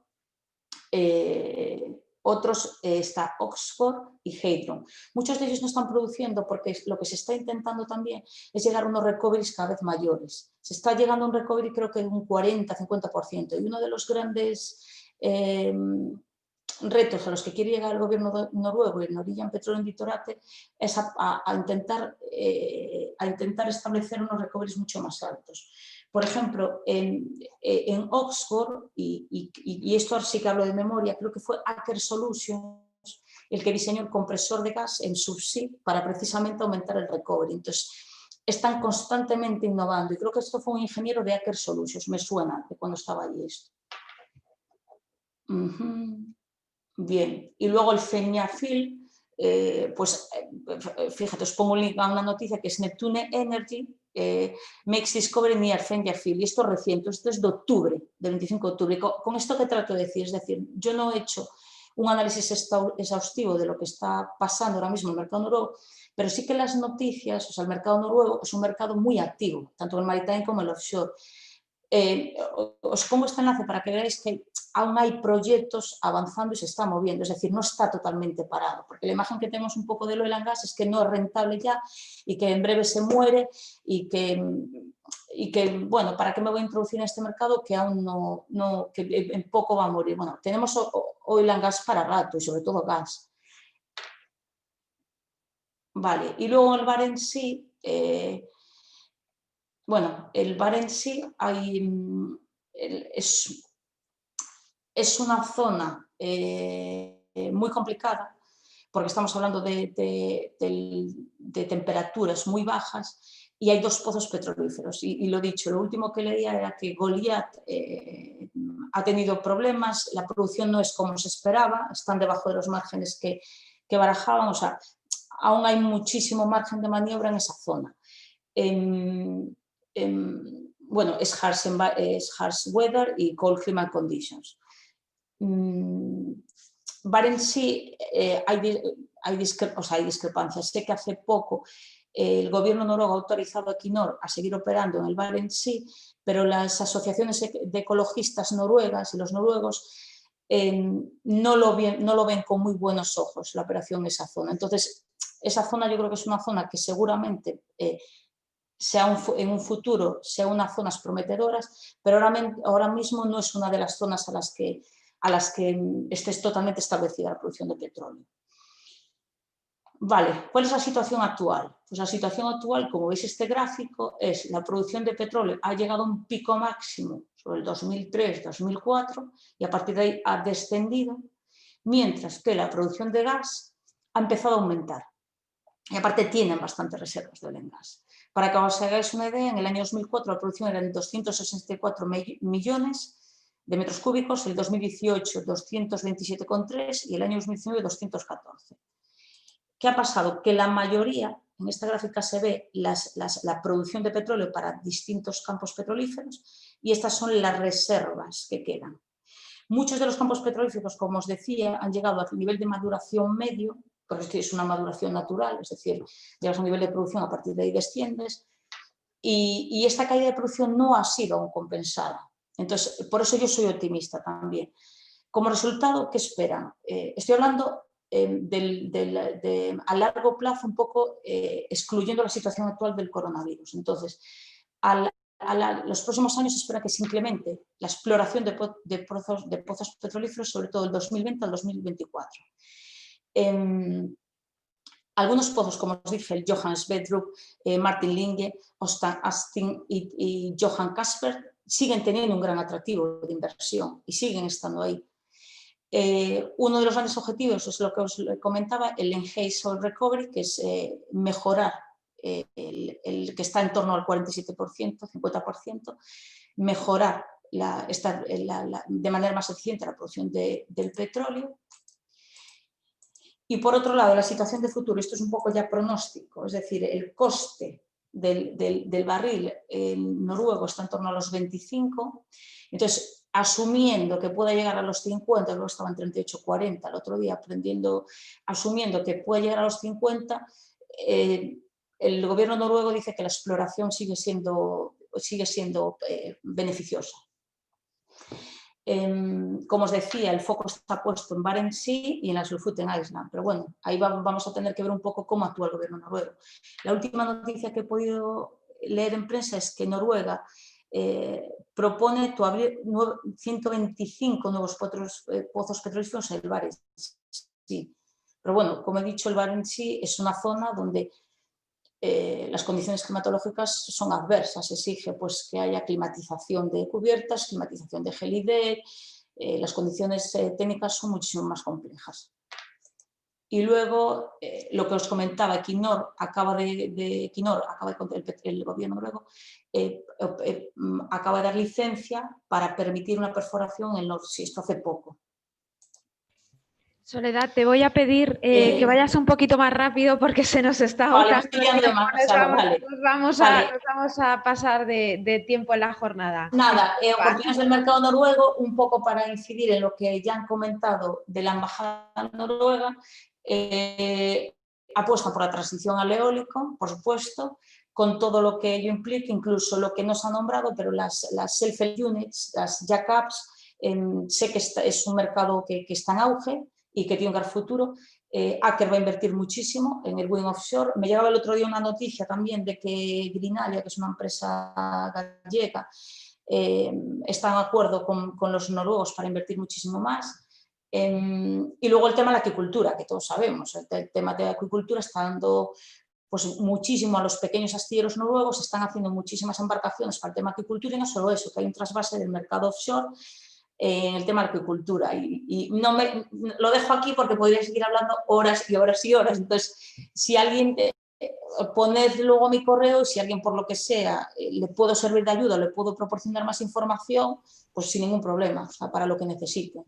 Pues espero que haya servido de ayuda. Igual fue un poco, he querido dar esa parte un poco de práctica, pero igual no he conseguido el efecto que quería. No, que va, ni muchísimo menos. Da gusto escuchar a gente que tiene tanta pasión y que además sabe tanto de un sector que en ocasiones a algunas personas se nos antoja absolutamente desconocido.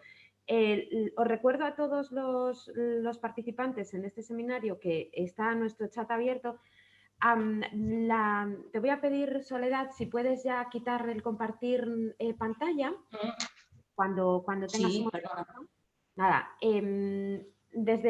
tanto desde la Cámara de Comercio como desde el Consorcio de la Zona Franca, que son los organizadores de esta jornada, de la de hoy, de la de mañana y de la del jueves, nos habían pedido, por la experiencia que ellos tienen con la internacionalización de las empresas, nos habían pedido una pequeña píldora que no tiene tanto que ver con lo que es el mercado noruego, pero sí con que las empresas salgan al exterior. Nos habían pedido una pequeña píldora sobre la parte de comunicación. Yo lo voy a hacer muy brevemente, mientras tanto a todas las personas que nos están viendo les doy la oportunidad de realizar las preguntas que necesiten.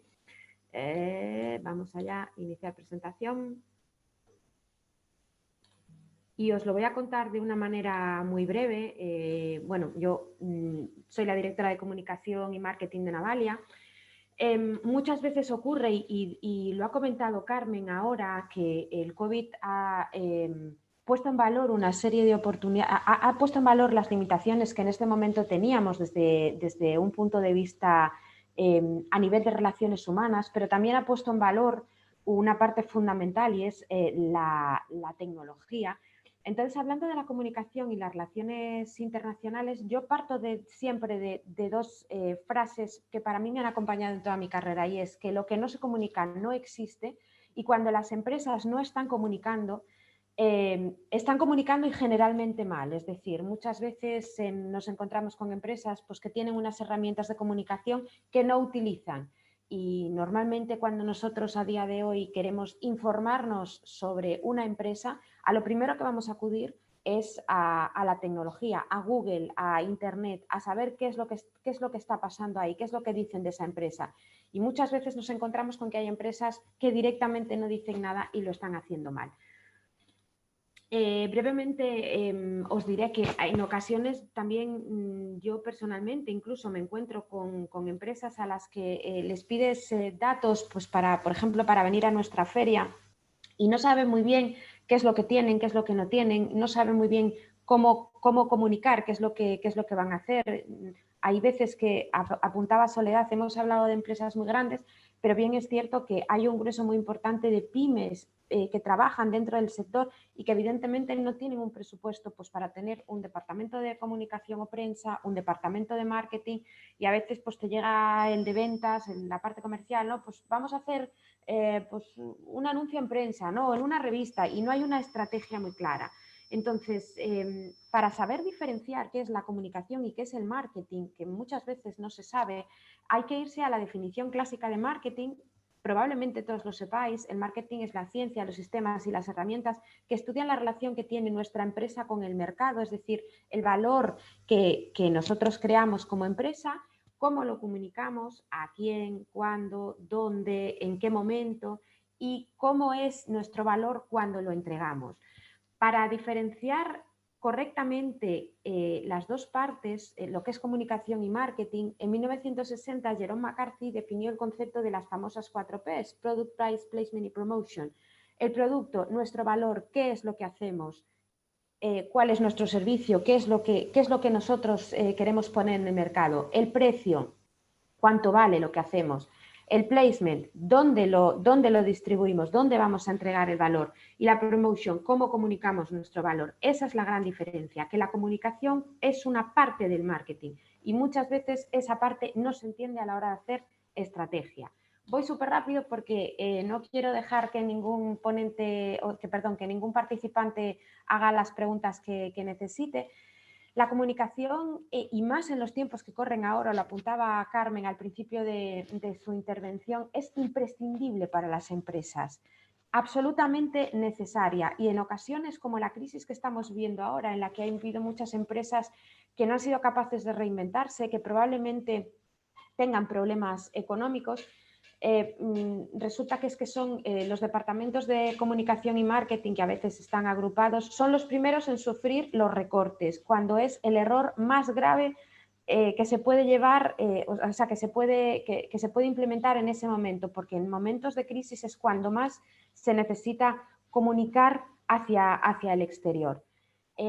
Existen diferentes herramientas de comunicación que muchos conocéis, la publicidad en medios tradicionales, la fuerza de ventas, las promociones, y yo me voy a centrar en dos muy rápidos, que son la estrategia de comunicación digital y las relaciones públicas. Pero antes, vamos a pasarlo por aquí, antes de hablar de esas dos, existen una serie de claves a la hora de salir a un mercado, a la hora de vender desde el punto de vista internacional.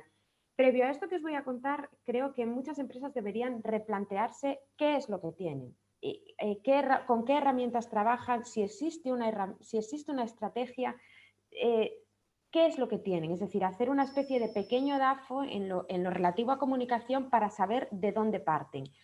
Sabiendo de dónde parten, evidentemente tenemos que estudiar y analizar, como hemos hecho hoy, el mercado al que nos dirigimos, es decir, puede haber empresas cuya tecnología, cuyo producto, cuyo valor en un mercado como el noruego no encajen, pero en otro mercado sí. Después hay que estudiar y comprender las costumbres de cada país, y eso probablemente desde la embajada lo saben perfectamente. Conocer los hábitos de consumo, tanto el ICEX como las cámaras de comercio, como en este caso el consorcio de la zona franca, sus departamentos de internacional hacen estudios de mercado y nos pueden hablar o nos pueden instruir sobre cuáles son las costumbres de cada país. Yo como española probablemente como a las 3 de la tarde, por poner un ejemplo, pero un noruego probablemente a las 12 esté almorzando. Por tanto, a lo mejor a mí me parece fenomenal tener una relación a las 12 de la mañana, pero a un noruego no, prefiere tenerla a las 11 o a las 10. Después, sería muy interesante elaborar un plan de comunicación estableciendo prioridades a corto, medio y largo plazo. No podemos pretender desembarcar en un mercado con una estrategia de comunicación como un elefante en una cacharrería. Es decir, hay que hacer las cosas por partes. ¿Qué es lo que voy a hacer al principio? Marcar unos objetivos, tratar de cumplir esos objetivos y seguir más adelante. Realizar un trabajo previo de reputación corporativa, fundamental. Nos encontramos con empresas que no trabajan su estrategia en comunicación digital y que sin embargo sí se habla de ellas en Internet, sí podemos encontrar información. Y a veces es interesante saber qué es lo que dicen de nosotros, porque probablemente la persona con la que yo me voy a sentar, con la que yo voy a intentar hacer negocio, probablemente haya acudido lo primero a saber quién es esa empresa, a quién me voy a encontrar. Por tanto, es muy, muy importante que nosotros sepamos qué es lo que dicen de nosotros. Utilizar herramientas y canales digitales, que es lo que os voy a contar ahora muy rápido, y trabajar la comunicación interna para involucrar a toda la empresa. Cuando se da un salto internacional, cuando se entra en un mercado nuevo, es muy importante que todas las personas que están dentro de la empresa, aunque no formen parte directa de ese trabajo de internacionalización, estén involucrados, porque al final yo creo que a día de hoy pocas personas, y quien no lo haya hecho, pues yo creo que está cometiendo un error. Todos tenemos perfiles en redes sociales, todos de alguna manera estamos involucrados de una manera digital, y que todos trabajemos a una, pues, y que todos empujemos dentro de ese proyecto empresarial es muy interesante. Hablando de estrategia digital, el COVID, si ya antes de, como decía, si ya antes del COVID era muy importante trabajar la comunicación digital, el COVID lo ha venido a revolucionar todo, a cambiar todo de una manera muy rápida, ha acelerado afortunadamente la transformación digital de muchas empresas y personas, ha cambiado nuestra manera de comunicarnos, es decir, esto antes era impensable. Cualquier seminario, cualquier congreso se hacía de una manera presencial, y es cierto que al final nosotros necesitamos, todos los seres humanos necesitamos de las relaciones humanas, pero también hemos descubierto que no pasa nada, que si no podemos reunirnos presencialmente, podemos hacerlo como lo estamos haciendo ahora y no pasa nada. ¿Qué ocurre? Hay que trabajar una serie de herramientas, y personalmente tenemos que trabajar una serie de herramientas para intentar minimizar eso que se pierde por el camino, esta pantalla que hemos puesto por el medio a la hora de comunicarnos y a la hora de relacionarnos de manera personal y también de manera empresarial. Todas las personas que trabajamos en marketing y comunicación hemos entendido que el marketing de contenidos es a día de hoy la técnica más efectiva y en la que todos trabajamos de una manera más correcta o menos ortodoxa para comunicarnos. Probablemente haya muchas empresas que están trabajando, que tienen web, que tienen perfiles en redes sociales, que trabajan la publicidad online. Y al final todos hacemos marketing de contenidos. El marketing de contenidos es una técnica que se basa en distribuir contenido valioso y con el objetivo de atraer a los clientes de una manera muy sutil. A diferencia de la publicidad pura y dura, que es mucho más agresiva, que está enfocada a la venta sí o sí, con el marketing tradicional, con el marketing de contenidos no estamos enfocados a la venta, estamos enfocados a atraer de una manera muy sutil a las personas que lo leen. Lo vais a entender muy bien ahora. Evidentemente, todos los que trabajamos en marketing de contenidos sabemos que aumenta las ventas a largo plazo, que crea vínculos con personas, sean clientes o no, porque muchas veces solucionamos problemas de personas de nuestro sector, nos permite comunicar nuestro valor y además nos posiciona en Internet. El otro día me preguntaban una persona del sector, bueno, pero ¿cómo soluciono yo un problema de un competidor en un sector tradicionalmente tan cerrado al tema de la comunicación? Hay muchas empresas que están contando cómo llevan a cabo su trabajo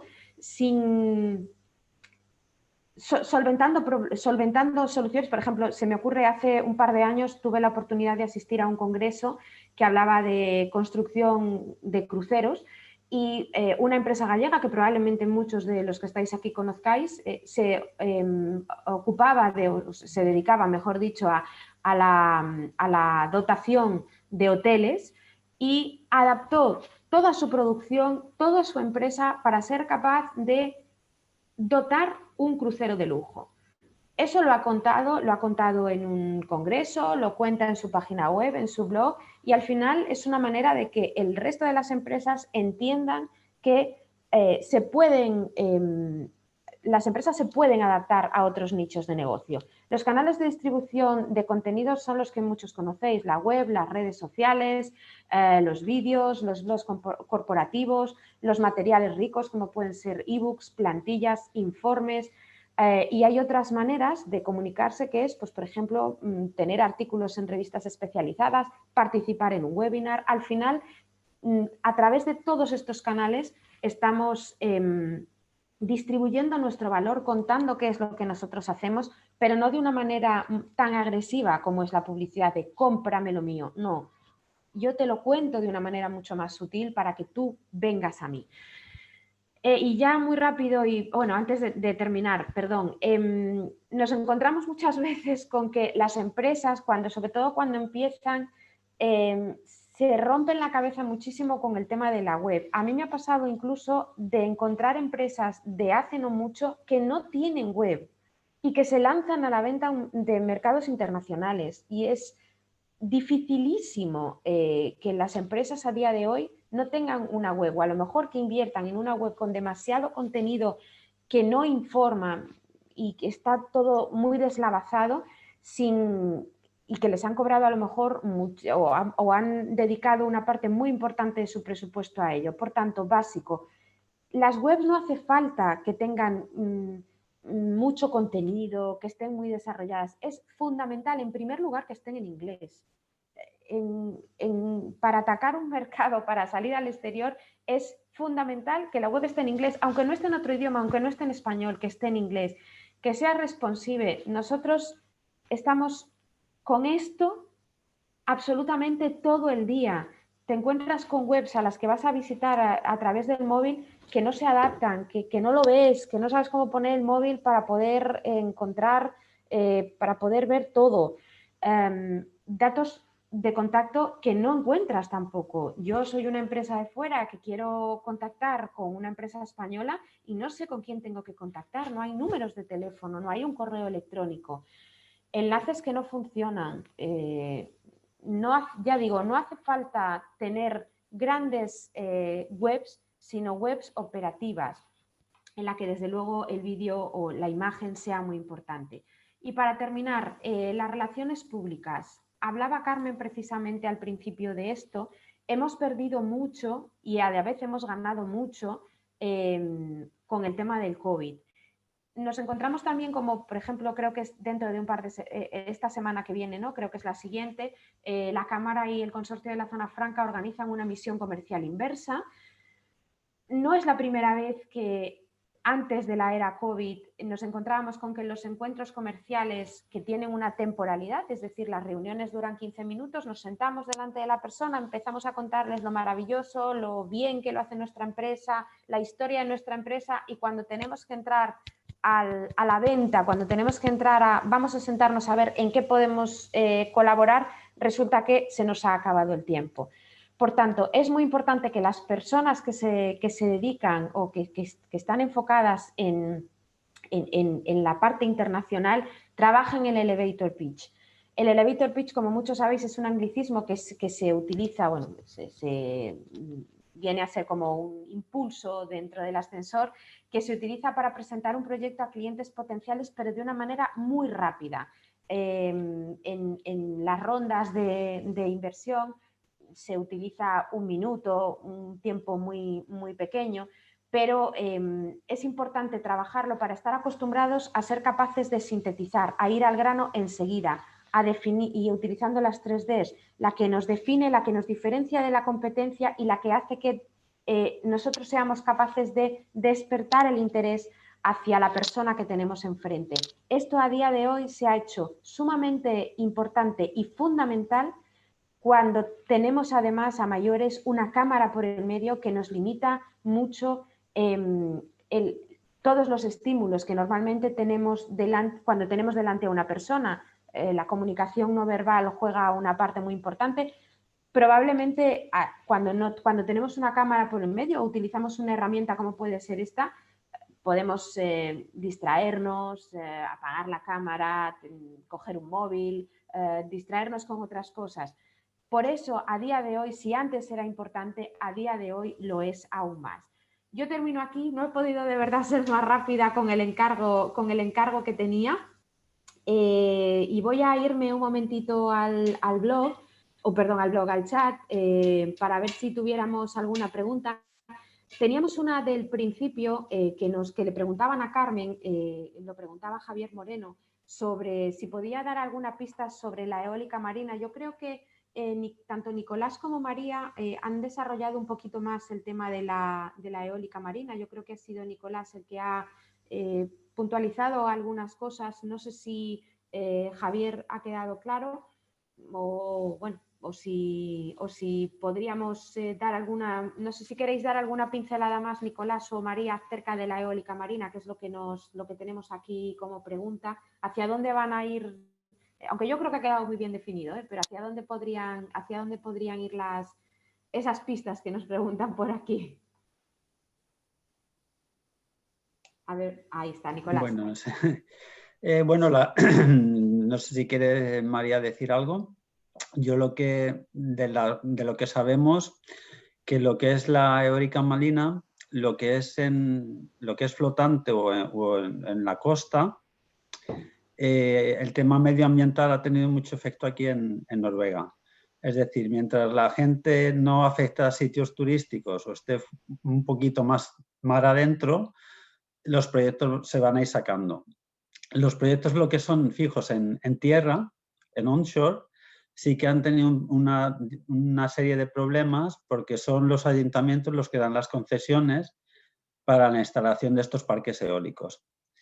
Ha habido también casos que por motivos de, ¿cómo lo llamaríamos?, de que no se han terminado a tiempo, pues han parado los proyectos. Es decir, los plazos se tienen que mantener y son muy estrictos con estos. Y es porque hay detrás un politiqueo, lo llamemos así, o una fuerza detrás que es muy protegiendo el medio ambiente de lo que son los fiordos y esto hace que cualquier excusa sea válida para parar un proyecto. Es el único aviso que tengo, pero bueno, hay inversión internacional, luego hay el papel blanco energético del gobierno noruego que sí que prevé una ampliación de todas las energías renovables, incluida la eólica, así que los proyectos seguirán yendo adelante. De hecho, Siemens Gamesa está instalada en Noruega y tiene grandes proyectos de parques eólicos.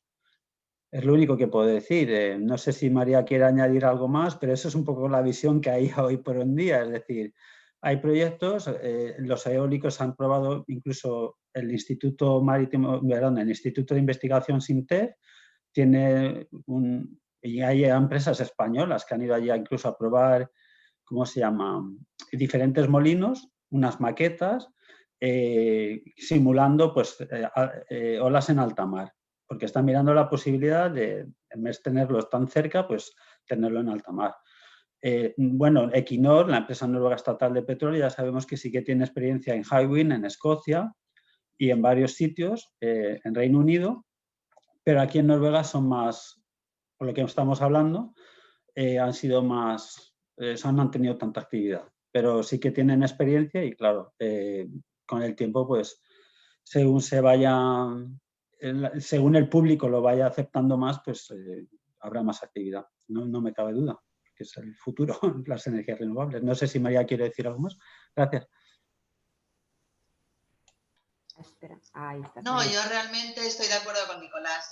Yo creo mucho más que va a haber un desarrollo más y más del eólico offshore, pero por el tema, ya no diría yo ni ecológico, sino estético, el noruego no quiere tener un aerogenerador detrás de su jardín o mirando al fiordo.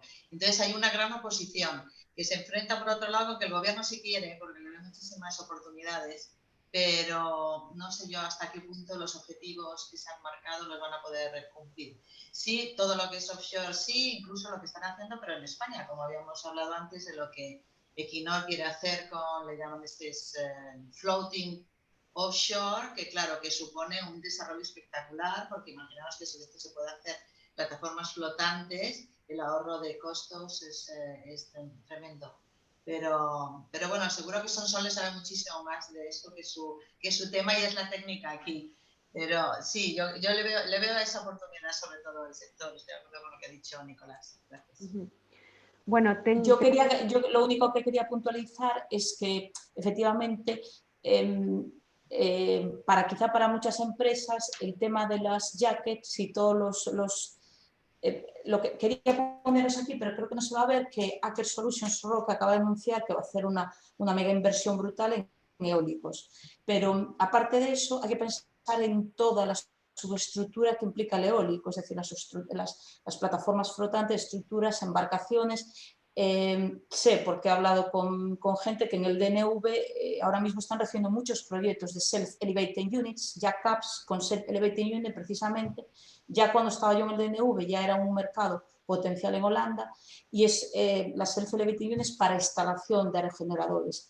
Y bueno, sé que en la NTNU está haciendo junto a Iberdrola, con Iberdrola se están haciendo bastantes estudios de floating, porque se está yendo a soluciones de floating porque aparte aprovechan un conocimiento transversal. Y bueno, no me digo más. Nos piden, Soledad, Alex González nos pide tu correo electrónico, te lo pasamos por privado por temas de protección de datos, aunque nos parece lo más correcto. Sí, ningún problema. Claro, entonces, Alex, no te preocupes que te lo pasamos. Santiago Vilar nos pide algunas pinceladas muy breves, porque ya casi nos vamos a 2 horas de seminaria, sobre salmon farming. No sé quién de vosotros podéis hablar de ello. Y también nos pregunta Jordi Soler si están preocupados en el sector oil gas por el proyecto 2050 de CO2 de cero emisiones.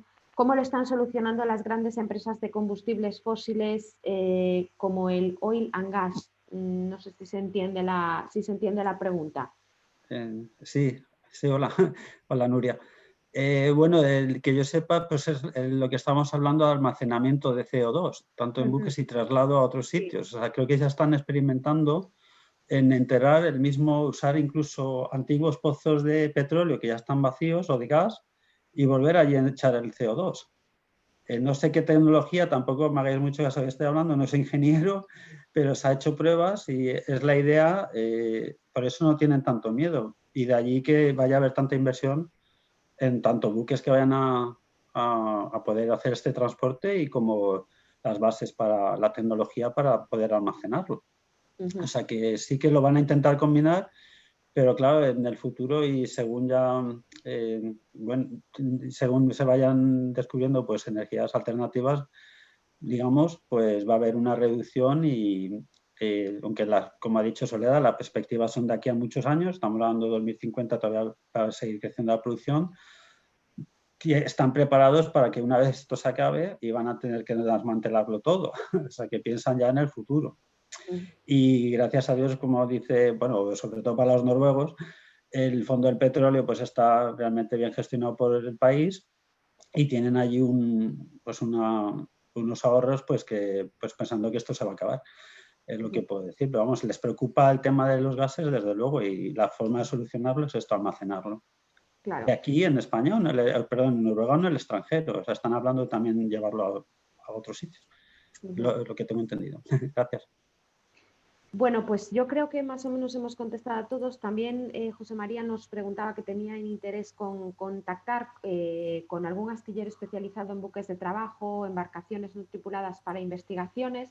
Yo creo que de alguna manera probablemente se lo podamos pasar de manera privada. Y bueno, yo por mi parte creo que lo hemos contestado todo. Hemos tratado de hacer lo más rápido posible la última parte. José Manuel García ya le veo por ahí, no sé si quieres pasar tú a despedir la jornada, José Manuel. Básicamente, pues dar las gracias porque ha sido francamente interesante. Hemos tocado hueso, o sea, hemos ido a lo mollar del asunto. Ha sido una jornada tremendamente práctica que seguro que bueno, muchos de los asistentes habrán obtenido buen rendimiento de la cantidad de conocimiento que se ha expuesto aquí.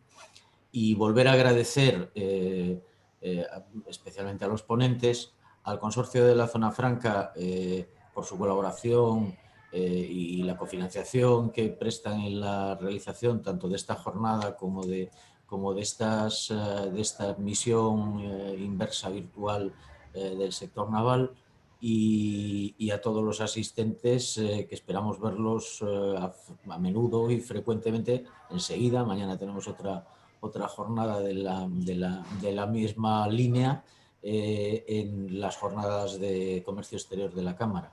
Y nada más despedirme y agradecérselo a todos. Muchas gracias. Hasta luego a todos. Gracias, muchas gracias. Hasta luego.